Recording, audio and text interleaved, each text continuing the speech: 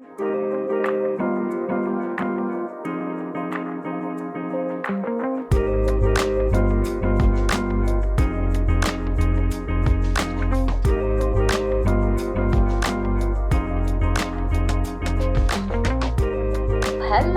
hey.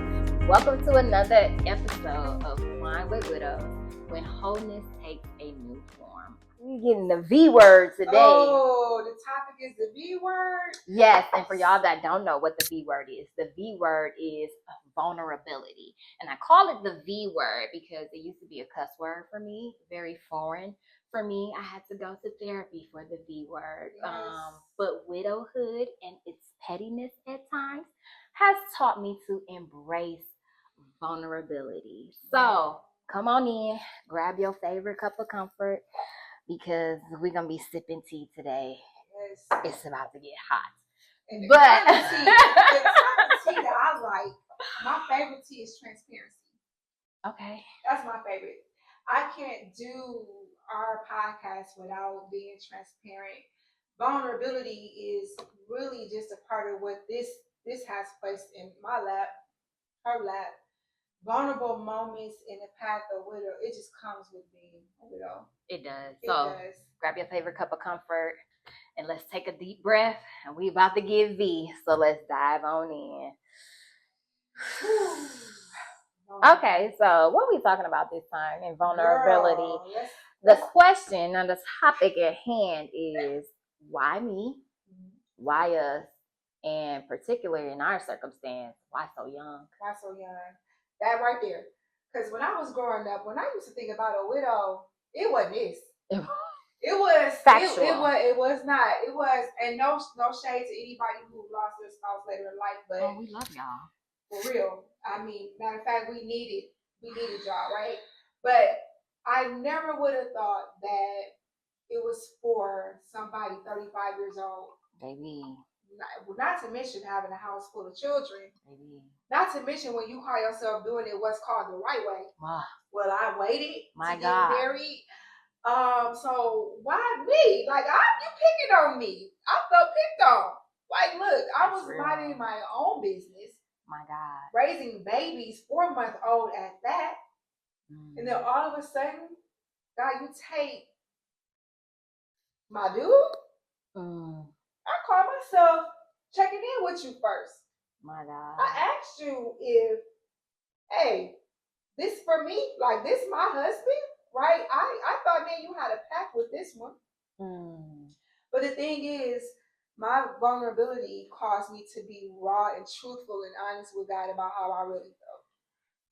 So let me ask you this. How long were you and Bear married before he passed? I know you mentioned you was 35 years old, but how long were you two married before he passed away? Girl, listen, I had just turned 20 years old. When we got married, it was 17 years of marriage. And when I tell you... Wait, so y'all was 17 years married when he passed? 16, well, it's technically 16, but 17 years, okay, 17 years with the dating process, 17 years together. Got you. 16 years married, really. Mm-hmm. So I was on the brink of turning 36 when he passed away. So this is all I knew, my first everything. Jesus. Because when you officially got married at the age of 17 or 18? No, officially got married at the age of 20. Oh, okay. Okay, gotcha. So we first got married when I had just turned 20. We got married December 6th, and I had just turned 20 November 22nd. Right. Period. So with that being said, like, that's all I knew. That was my partner. That was the one that I got practice on. He didn't get all my good moments. He got all my that childhood, like, he gonna deal with the messiness of Bridgett. The Bridgett who didn't know what she was doing. All of that. Okay, that's what you mean by he didn't get all my good moments. Okay, the maturity of Bridgett he didn't get to experience. No. Okay, gotcha. You probably got that in the last 3 days, right? Oh, Father. Listen, but let me tell you something. To be completely vulnerable, the B word. When you lose somebody that you caught, that you got engaged with when you were just turning 20 years old, then you have all build together, family, having goals and aspirations that were never achieved. in its totality, but only talked about. Because we were only in that age where we could create a blueprint for what we wanted our future to look like. Oh, yeah. So he died doing the blueprint.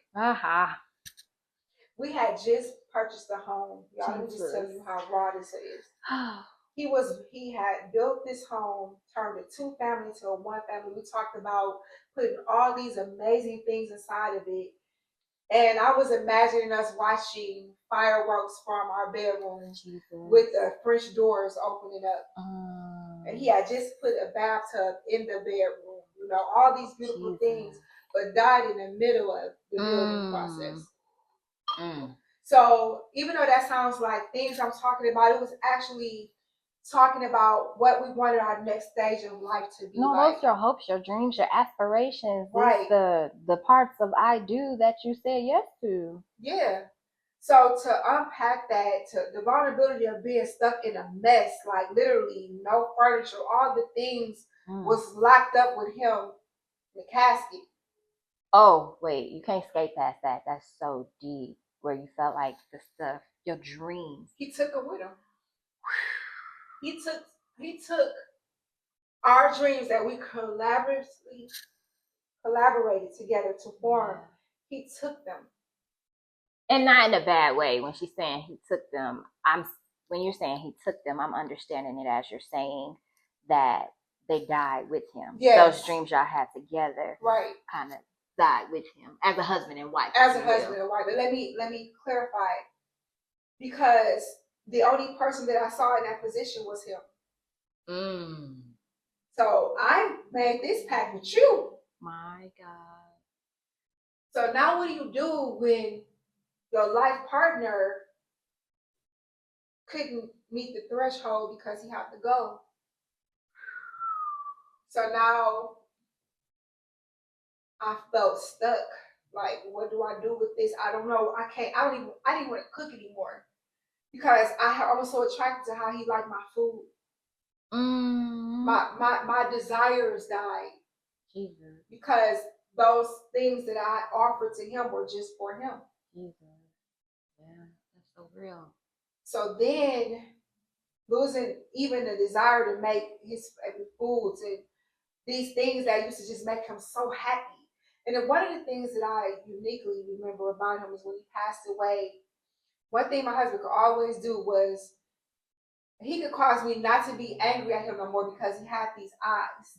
His eyes would make me not be mad. So when I really wanted to be mad, I knew not to look in his eyes because then I wasn't going to be mad no more. I cannot. You know, if I wanted to stay mad, I can look. Got you. Right? So then on the day he passed away, he looked at me and said, I said, what's wrong? Oh, nothing. Wow. So that look told me I love you. Jesus. That look was telling me goodbye, but I didn't know it was goodbye. So the very thing that I wouldn't do, because I wanted to be mad at him, that day I was attracted, and I was like in a moment in a trance in his eyes, in that moment when he was just looking at me, and I didn't know what that was about. So when you talk about being vulnerable, and you don't know what to do with that, because like, what just happened? Well, let me ask you this.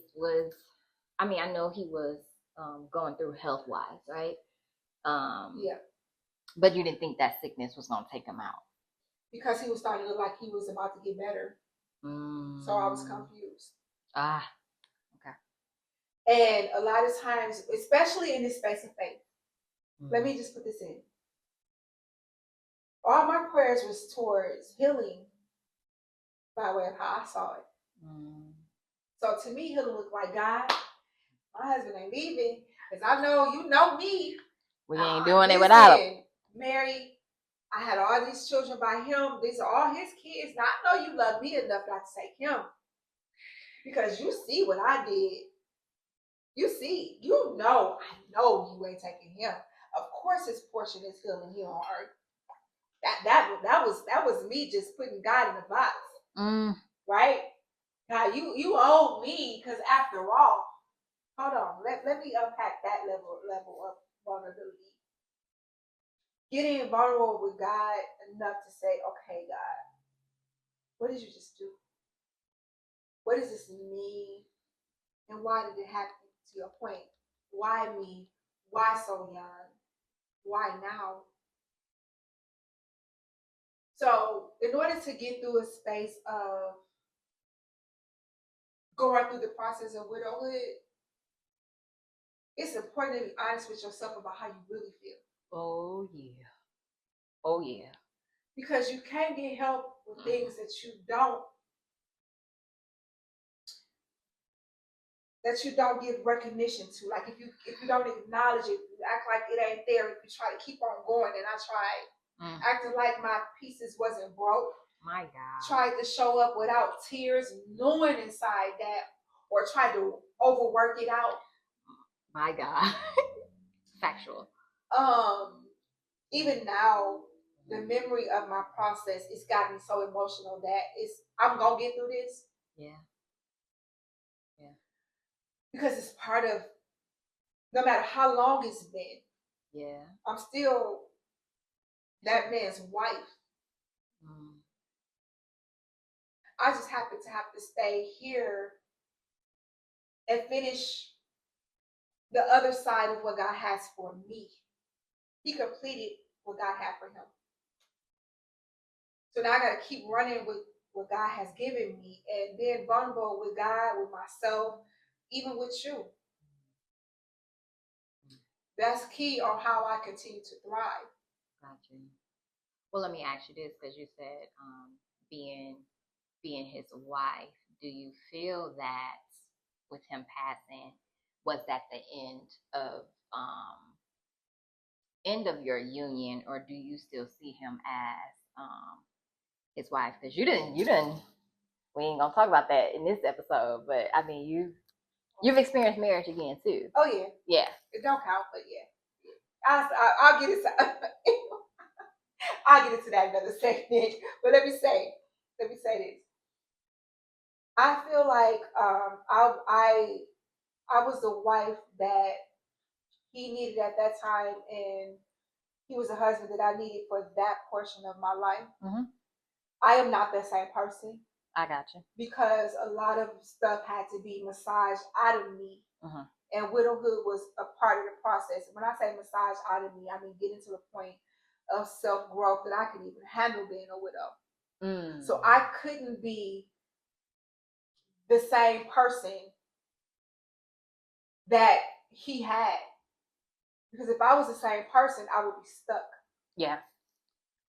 So I had to allow myself to move on but also have an appreciation for what we had. Yeah, for sure. So yeah, no, I'm different, but I also acknowledge that when I look in his children, I see him. Yeah.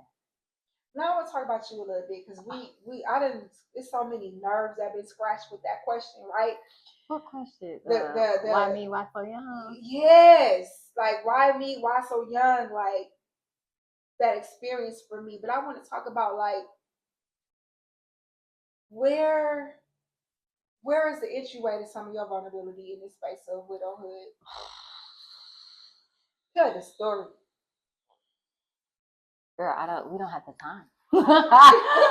Because, I mean, it's when I say widowhood is petty, it's a hood. Like, the widow it's hood. It's the hood, and I don't even mean it in a negative way, but it can be ghetto at times. It is petty at times. But I will say the woman that I am today, I wouldn't be if I didn't have widowhood. Yeah. Because she taught me a lot that I didn't even know was within me, you know. Yeah. I was turning 32 when Murph passed? He passed early in the year. So I was turning 32 the year that Murph had passed. Mm-hmm. And so we were approaching our 10-year anniversary as well. And so very young, collectively 5 small children together, and unexpected. And I happened to be the one to find him unresponsive and had to perform CPR and things like that on him. And it was kind of like how you had your experience with God. Like, I'm like, I'm God's girl.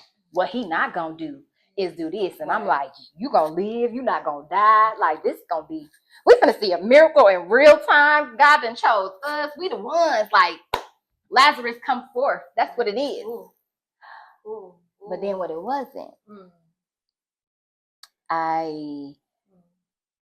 It took me on the journey with my faith. It's like, all right, now you had to either do the work of the faith, because faith without works is dead, or was my faith just superficial? Ooh. So I just had to sit with that and learn God in a whole new way. I thought I knew God.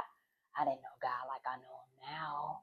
And that was because of experiencing what I experienced. And I went through everything from anger, hurt, resentment. I had some regrets that I had to put to rest because I took for granted the fact that just because your spouse is young, just because you're used to a person, doesn't mean they're going to make it home in that same day, because that was my experience. I saw him that morning. The next time I saw him, he was no longer living. And I took that for granted because there was so much that I wanted to say that could have been said that wasn't said, because I took it for granted. I assumed you was going to be here. So, you know, funny you say you took it for granted. That's your reality. Yeah. How you felt. Looking from the outside in, I see that you were living the life that you were expecting to. You had expectations. Yeah. 50 years. I always told him that. Like, I always wanted to be married for 50 years. Yeah. I think that's just so beautiful to have a 50th year anniversary. Like, that was, we was going to do that. Yeah. Listen, the good, the bad, and the ugly, we're going to do this. Yeah, that's what it was. I used to, and the thing about it, listen to your story. And there's so much more that you still, we haven't even got into the trenches of, right? This is really like the small introduction high to level. How did we get here, right? Yeah, high level. Like, y'all getting something where we're giving you kind of like the preview of the beginning, right? An introduction to how it started for us. But the vulnerability is so deep. Yeah. And then when you watch it from one widow that's observing another one, especially who's been one that's been in it for a longer, is you can have compassion for the pain. Yep. That is one of those things that, I mean, we was in church together, so it's not like we didn't know widows and things like that, but it is something different when you're the main character. It is. It's a different compassion. It's a different outlook of life that you have when it's you that's sitting on the other side, when it's you that got to write the obituary, when it's you that got to say yes to the final details, when it's you that got to make all the final determining things. You know what I'm saying? I do. And you know what? To what you just said, that's what helped me have grace for people who couldn't stand the distance with me. Because a lot of times, let me tell you, that's a conversation we need to have. That's vulnerability. It changes you. It changes you. Because let me tell you something about grief. People in the beginning, they want to know, they say they want to, yeah, I'm here. I'm not going nowhere. You got me. I'm showing up for you. I'm bringing you food. I'm taking the kids to give you a break, right? And then the weight of your widowhood becomes too heavy. You still crying? You ain't ready to go back to work yet?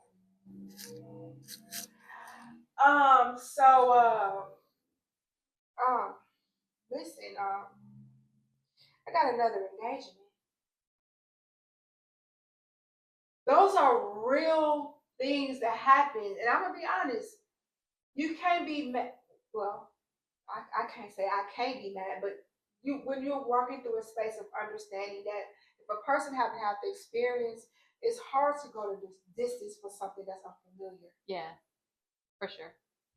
Like if I'm running track, baby, and I can take your baton and I can take it further than you because I've been through the experience. I know where I'm running to, right? I can take that baton from you and I can run it. But if I don't understand where we're going, I can't take the baton from you because I don't know where are you going? What is this leading to? Like, I still got my husband. Huh, baby girl, that's your story. Like, my husband, he ain't sick, he good. Like, people really have the mindset. Sometimes people think you're being punished. Like, what did you do? You young. Like, that is so what true. did you do? I had people, like, literally, like, what didn't you do for him? I had that happen in real time. My God. Hurtful things were said. Yeah. Hurtful things. Yeah. And for the grace that I have for the people who said it, I wouldn't speak on it. But the journey of widowhood comes with so many layers. Even you can be attacked from outside sources, and you in the midst of vulnerability, not even understanding this new world you're living in, and you still have to deal with people who just don't get it. So how did you do it? How? Ooh. A decision was made. Ooh. Talk about it. I had to learn how to have my mindset transform. I had to embrace. Okay, Bridgett, this only you and God.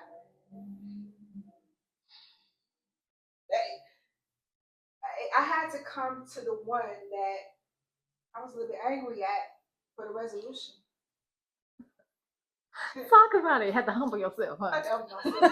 Listen. Get back to listen. First of all, coming back to the one.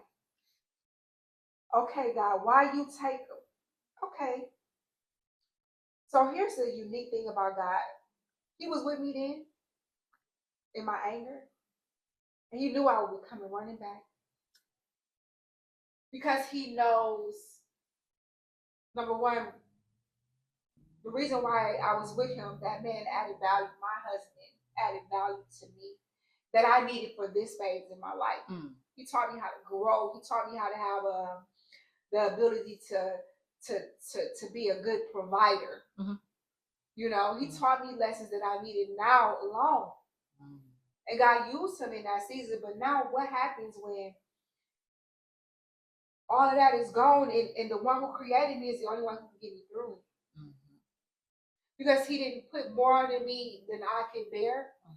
But if I would have tried to do it without God, it would have been more on me than I could bear. Ooh. It would have been too heavy for me. So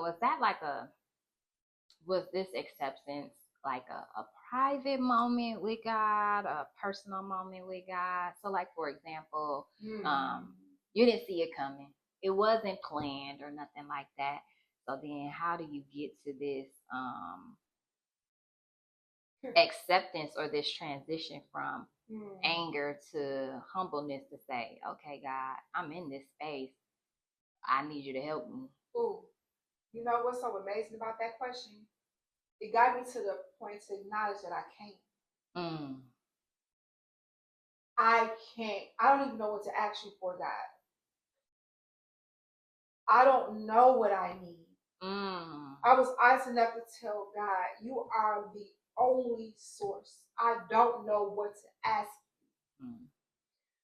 I don't know, like this feels like you gave me a whole lot of nothing. I don't got nothing. Okay. So the best thing that I could give God was keeping it real. And sitting with myself and owning that it's okay to not know what to do. So in essence, you had to get vulnerable with God. I had to get so raw with him that I actually was in the best place that I ever could have been. Now that's Where the power is. The power is when you know that God is the only. I'm glad everybody. I'm gonna be honest with you. I'm just gonna tell. I'm gonna keep it buck with you. I hope you're being vulnerable. Listen. People not doing what I expected them to do has been the best thing that's ever could happen to me. Wow. Because your creator has everything that you need, the blueprint, the structure, the how-tos, the what to not, who not to have in your life, who to keep, to provide resources. Mm-hmm. Everything God has opened doors for me as a widow. The first door was to say, acknowledge the fact that you need me, and I will assert myself to be whatever you need. That's so good. Yeah. You need your bill paid? I got you. Sit down, take some time off. I had to learn how to not allow my emotion to disturb the flow of God. Meaning, don't overwork yourself trying to feel like you can do so much, because God had to sit me down to teach me. I got you. Bars. And I say bars because, man, I can attest to that too. Go. Yeah. Tell me your story. Just a part of like trying to fill a void, and I think I just busied myself so much because a part of me was like I wanted to feel normalcy again, because I just couldn't accept the fact like he gone, so I busied myself so much just doing everything. Wanted to kind of jump back into doing everything how life was when he was here, but then that wasn't working. Let's just say I worked myself till I got sick. Sick to the point where I was made to lay down, because my health was like, girl, if you don't, you about to leave too. And so, and I'm 33, 34 years old, and I'm walking through something health-wise that's very, at a very young age. And so, because I'm only 2 years into the widow journey, and I'm like, right now, this diagnosis right now, like I'm still fresh as a widow. I'm still trying to stand up and walk, and now I'm going through this. And I had to take the words that I had used to encourage others, where it says, I asked the question, can I come over? Meaning, can I overcome this trial? And the answer to the question was, yes, you can with God. And I just remember saying, life sometimes will knock the wind out of you. Like it'll take your breath away, but it can't take the wind, the W-I-N, out of you. And I had to walk through that, hold on to that, and live through that to know, okay, my breath is being taken away right now. My wind is, but my wind, my W-I-N is not. So that's what I had to hold on to, and just being raw and real with God. I'll admit I got stuck, and I got stuck for a long time. I got stuck for a long time because I was trying to do it. We've all been there. I was trying to do it myself, and I had to humble myself too to say, yep, I can't. I searched for answers. I did. I'm talking to surgeons, medical professionals, MEs, examiners, and all that, because I just could not understand why there was no explanation to why a healthy 33-and-a-half-year-old man is no longer here, and y'all can't tell me why. Y'all can't tell me why. You have no cause. You saying this is natural? What's natural about somebody 33 years old not being here? It's to hear your story, to hear you break all that down with your health, and how you was transitioning with that space and learning. One thing I learned, because you had cancer, and I had blood clots, both very serious things. The one thing that I believe you would agree with me, because we've talked through some of this, is God's willingness to allow you to go through things for you to be able to see how much He got you. Man. The lengths that He will go to allow you to see, just rest in me. Man. He means that. He means it. And He knows how to get the kinks out, because both of us we are Proverbs 31 up and down, providers, like looking well to the ways of our household, like making sure kids are good. But even that could be too much if we doing too much, trying to do the right thing. Yeah, I was gonna say, yeah. I was going to school, working. I was going to school in between working a split shift, then turning around, cooking and coming home to try to do all that. But I was coming off of being a housewife for 17 years. So imagine trying to keep up with what I was familiar with. Yeah. I was trying to do his job, my job, taking them to 3-4 different schools, barbershops, all of these different things. But God was like, hold on, wait. Yeah, I took your husband, but I took your husband. I still won't put more on you than you could bear. So I allowed this, but what I want you to see, Bridgett, is I would never take something from you without inserting myself. So when we look at you going through the master's program, going through loss of spouse at a very young age. I'm 35. She was 32. Hold on. Let's just unpack that. If I was just to take, and then mind you now, I've been knowing she's a widow since for 7 years because we walked through this journey together. But every time I learn something new about her when we're in this space, and I'm introduced to more and more of the depth of you. Wow. And how much God has done and has brought you. So when I watch it, watching you is like watching me in real time and watching emotion in like a picture. Oh, I've been through that. Wow. What? Oh, I did that too? Wow, look at me. Yeah. It's you. But this is the importance of having a space of having somebody that's walking you through this. Meaning, an example, right? An example of, okay, I've been through this, but you helping me being a support system. It's like, yes, it's God, but God uses people, God uses situations, God uses testimonies of what he can do. Yeah. So watching your resilience is a blueprint of what God can do because I'm watching it in real time. Yeah. Sometimes we can take things for granted because we the one in the story, right?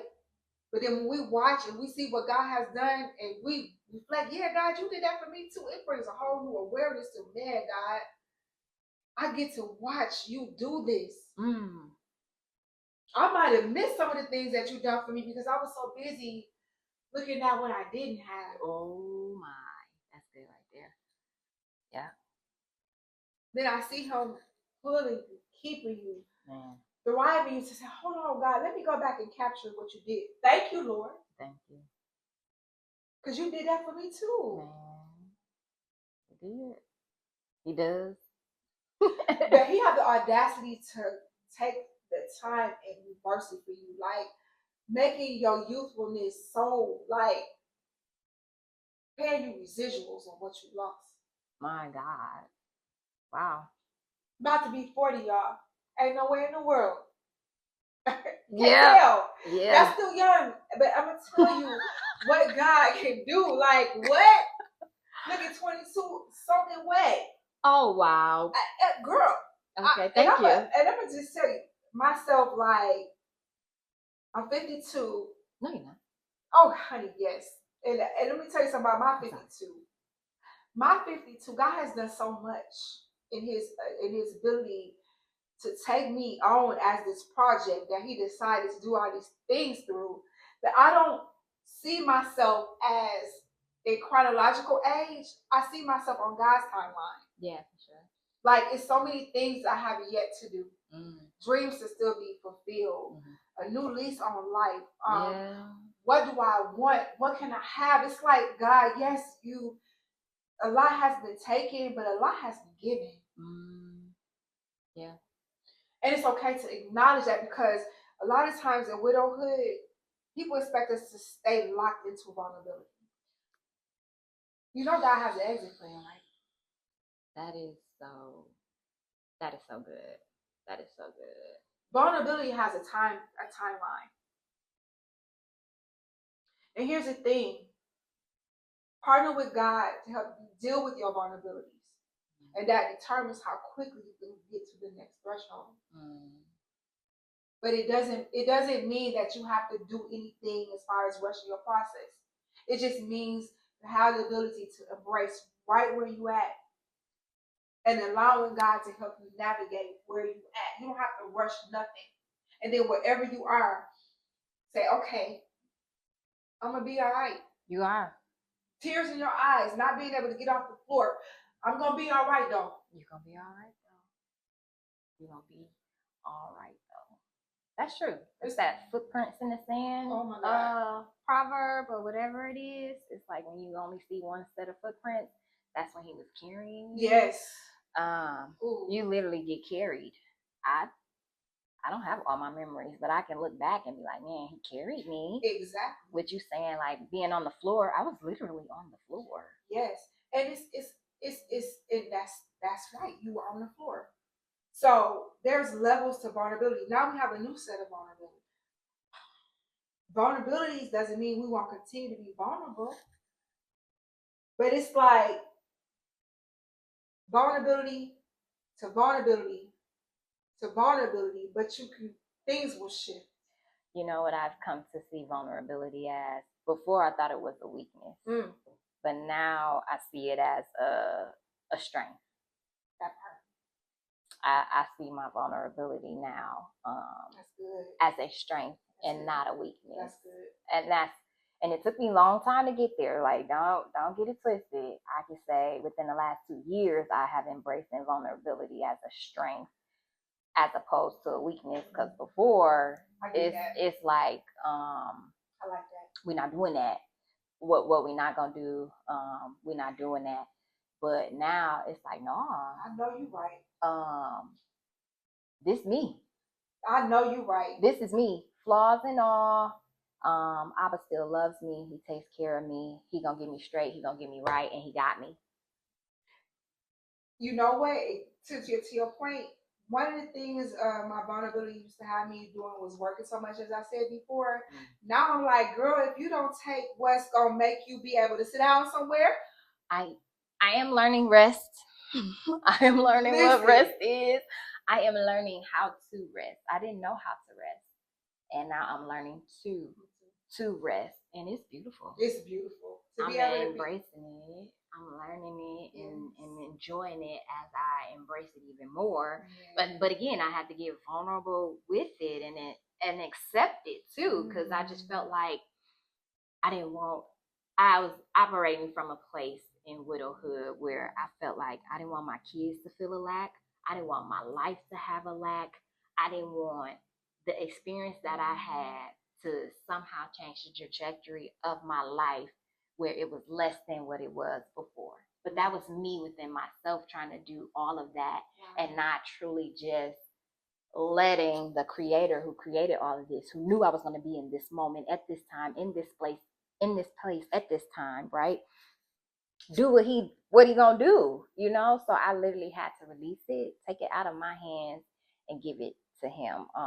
In essence, I had to become a passenger princess in who's steering and driving my life. I was behind the wheel at first, trying to like, okay, this happened to me. I'm finna get through this. I got it. You know what I'm saying? I could do this, all this and that. Baby, no, you can't. I need your strength.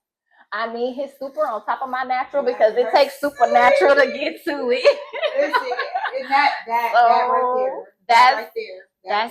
That took me being vulnerable to say, let me get out the driver's seat, get in the passenger seat, and not just get in the passenger seat, put my whole seatbelt on, secure myself and be in the passenger, and let him do what he gonna do. And this is how we get to where I am today. I still got ways to grow. I'm still in the journey. I'm not at the period. I may have changed pages and in different chapters, but I'm still in the experience and I'm growing behind it. I look nothing like what I did before. Like, I look at pictures from like 2018, 19 and stuff like that, and it's like, man, you can see the light coming back, and I'm so grateful because this was almost gone. She Oh, yeah. Deuces. Yes. Like, I remember. what? Yes. Yeah, I do remember. What? I do. I didn't even think that was a real thing. Like, people say you can die from heartbreak. Yes, you can. Yeah. You.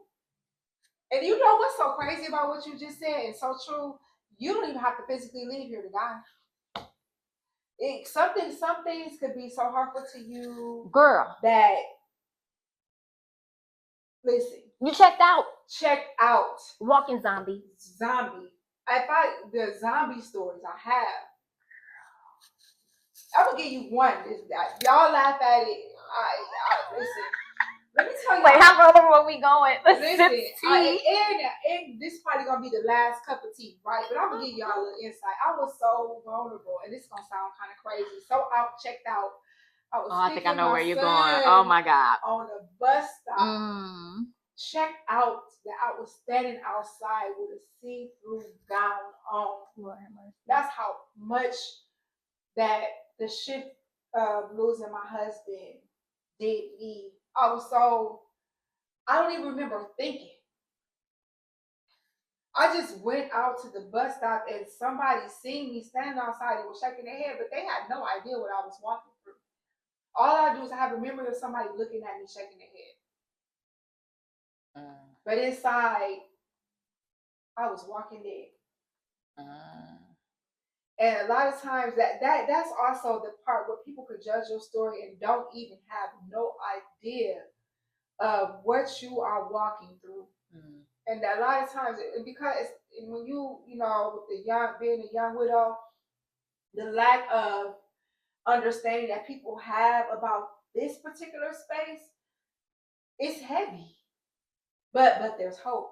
Speaking of hope, you want to pull out the hope card? Oh yes. Because who are we? We are hope. We are hope dealers. Hope dealers. So basically, this is heavy, right? Widowhood is a hood that nobody wants to be a part of. It's a club that nobody expects to be a part of. Yet in the reality, if you said I do to somebody, widowhood could one day be your experience. So with that being said, we created a space where we have hope dealers. So here we're gonna give you some hope, right? Apply it to your life. Take it on your journey as you go through this experience. So what kind of hope you want to leave with the people today? Like, we was heavy in it. Like, today we talking about the V word, vulnerability, and with being vulnerable, you know, it's a sacred space. It really is. It's something that it's a trusted space. Like, you go there once you feel safe, right? But what hope can you give someone who feels like they are so vulnerable? So I will say this. I love the word hope, because what hope does is it gives you a space to believe it's going to get better. There it is. So really allowing hope to be allow that to be a glide to your destination. Yeah. One of the things that I took away from this experience and this conversation, and took it for myself, is the strength and vulnerability. And to understand that once you get, one phrase that I remember hearing is, once you get to the top of a mountain, it's the bottom of another one. So there's levels. Yeah. And it's okay. Once you reach one marker, there's another journey. Yeah. But understanding that when you're going up that mountain, the ones that have the rocks and the grip, the rough side, is the ones that's going to get you through, because a smooth side is going to only have you slide back down. So just allow yourself to hold on to what hope means. And start there. You don't have to make your goals so big that it seems unachievable, but every day give yourself brand new grace. And then allow new hope to introduce itself to you daily. Yeah. It's okay. It's okay. That is beautiful.